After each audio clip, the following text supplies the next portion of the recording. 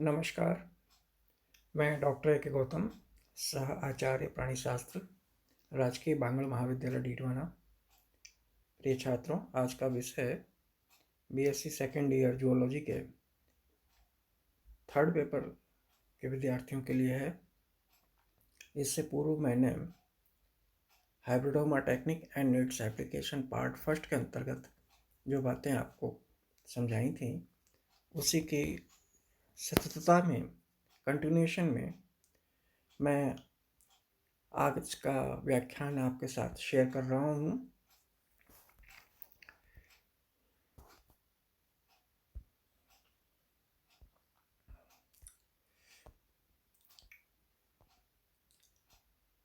आज का टॉपिक है प्रोडक्शन ऑफ मोनोक्लोनल एंटीबॉडीज। एक क्लोनी प्रतिरक्षियों का उत्पादन किया जाना कैसे होता है, ये समझिए। उन क्लोन सेल्स को जो मोनोक्लोनल एंटीबॉडीज उत्पन्न करती हैं, अन्य चूहे की देह में, अन्य मूसे की देह में निवेशित करा दिया जाता है। ये चूहे के अंदर या मूसे में अर्बुद या ट्यूमर या हाइब्रिडोमा बनाते हैं। अर्बुद की कोशिकाएं प्रतिरक्षियों का स्त्रवण करती हैं, जो मूसे की उदर गुहा में उपस्थित तरल का या एसेंटल तरल में एकत्रित हो जाती हैं। इस तरल में से एक क्लोनी प्रतिरक्षियों को पृथक कर लिया जाता है और एक क्लोनी प्रतिरक्षियों के उत्पादन के पश्चात उनका अनेक तकनीकों द्वारा अमापन या ऐसे किया जाता है। ये तकनीकी निम्नलिखित हैं। पहला पॉइंट, प्रवाह कोशिका मापन या फ्लो साइटोमेट्री। दूसरा, कोशिका अविषालुता साइटोटॉक्सिसिटी। तीसरा, किण्वन युग्मित प्रतिरक्षी अवशोषी अमापन या एंजाइम लिंक्ड इम्यूनो एब्जॉर्बेंट एसे। इसको शॉर्ट में एलिजा कहते हैं, ELISA, एंजाइम लिंक्ड इम्यूनोसॉर्बेंट एसे।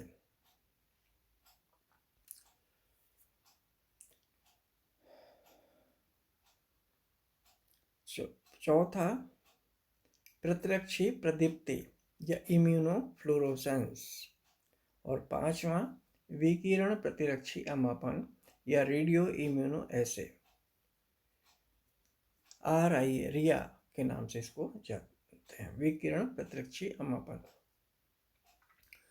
तो मोनोक्लोनल एंटीबॉडीज के उपयोग क्या हैं?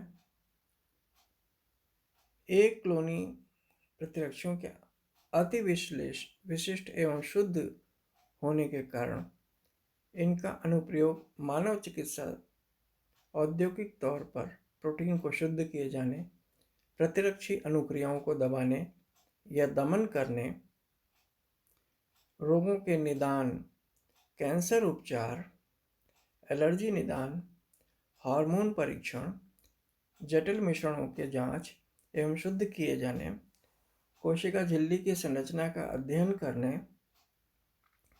विशिष्ट कोशिकाओं की पहचान करने, टीकों के निर्माण किए जाने हेतु किया जाता है। अतः यह अत्यंत महत्वपूर्ण मानी जाती है।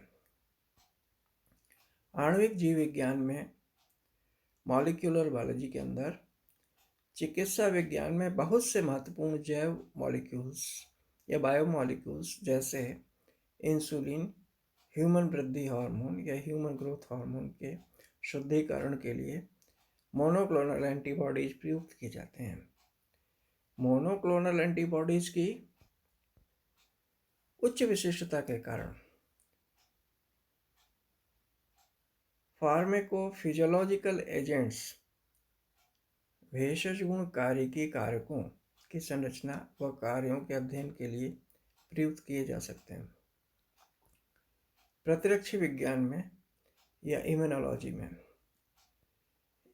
एक क्लोनी प्रतिरक्षी की सहायता से प्रतिरक्षी के उन वर्गों व उपवर्गों को लक्षित किया जा सकता है, जो कि सीरम में निम्न सांद्रता में मिलते हैं, जैसे IgG या IgD।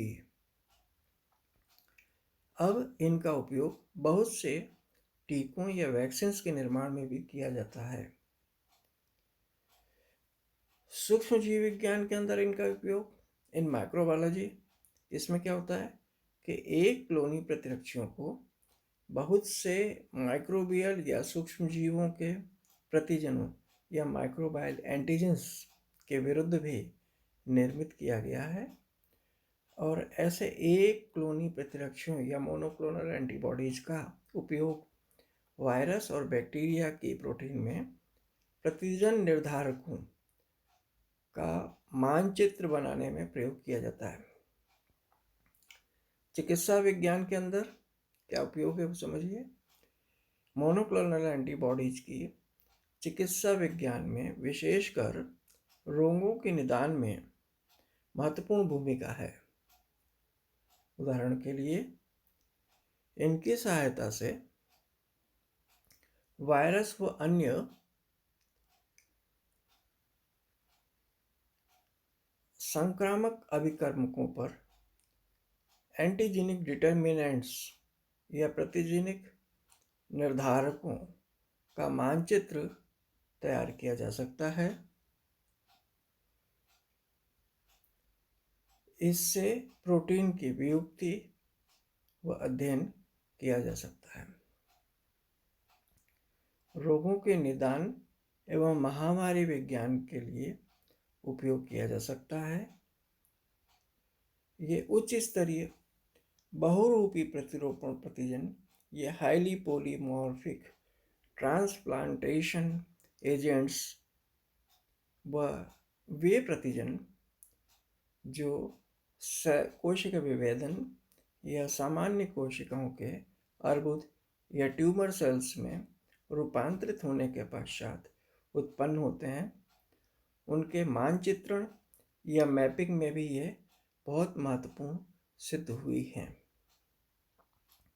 इसी तरह कैंसर विज्ञान में एक कॉलोनी प्रतिरक्षियों को अगर किसी विशेष रसायन अथवा रेडियो एक्टिव सक्रिय तत्वों से लेबल कर दिया जाए तो उन्हें दुर्दम कोशिकाओं या मैलिग्नेंट सेल्स को नष्ट करने में भी उपयोग में लाया जाता है। मोनोक्लोनल एंटीबॉडीज की सहायता से एक सामान्य कोशिका के अर्बुद सेल्स में या ट्यूमर सेल्स में बहुत ही बारीकी से विभेदन किया जा सकता है। इसी तरह से इनका उपयोग एड्स के अंदर, इस तकनीकी का एड्स का टीका बनाने में भी उपयोग किया जा रहा है। आने वाले समय में यह संभव है कि मोनोक्लोनल एंटीबॉडीज एवं हाइब्रिडोमा के उपयोग के द्वारा एड्स का स्थायी उपचार खोजा जा सके। इसी तरह से कोविड के लिए भी आप लिख सकते हैं कि जो कोविड के लिए आज की तारीख में जो वैक्सीन मार्केट में उतारी जा रही हैं, वो भी मोनोक्लोनल एंटीबॉडीज की टेक्निक पर आधारित हैं।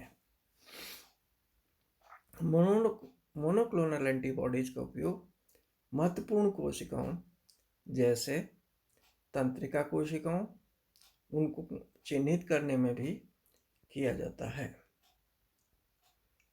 इनका उपयोग प्लाज्मा कला एवं कोशिका कलाओं की संरचना ज्ञात करने में भी किया जाता है। इसी तरह से एंजाइम आनुवांशिकी के क्षेत्र में मोनोक्लोनल एंटीबॉडीज का प्रयोग तीव्र गति से बढ़ रहा है। अब विज्ञान की एक नई शाखा प्रतिरक्षा आनुवांशिकी या इम्यूनोजेनेटिक्स विकसित की जा रही है, जो इस क्षेत्र में व्यापक अध्ययन करवा रही है। एंजाइम्स का शुद्धिकरण एवं उच्च मात्रा में इनका उत्पादन उपयुक्त विधि से संभव हो सकता है।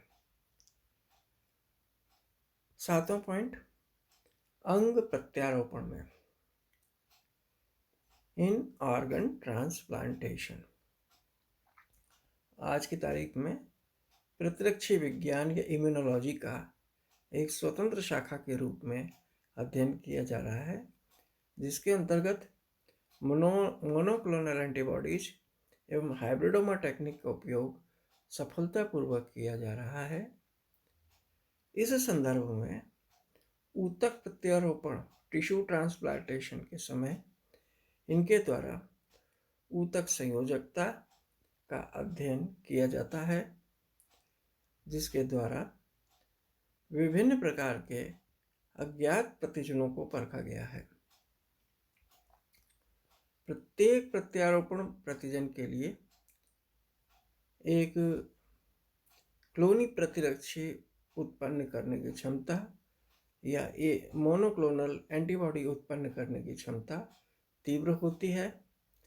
और आज के परिप्रेक्ष्य में अंग प्रत्यारोपण सामान्य सी प्रक्रिया बनती जा रही है, यद्यपि इसके सफल होने की दर कम ही आंकी गई है, परंतु उपर्युक्त तथ्यों की जानकारी हमें इन कार्यों को अधिक सूझबूझ और एवं विकसित करने की तकनीकों के द्वारा करने में सहायता करती है।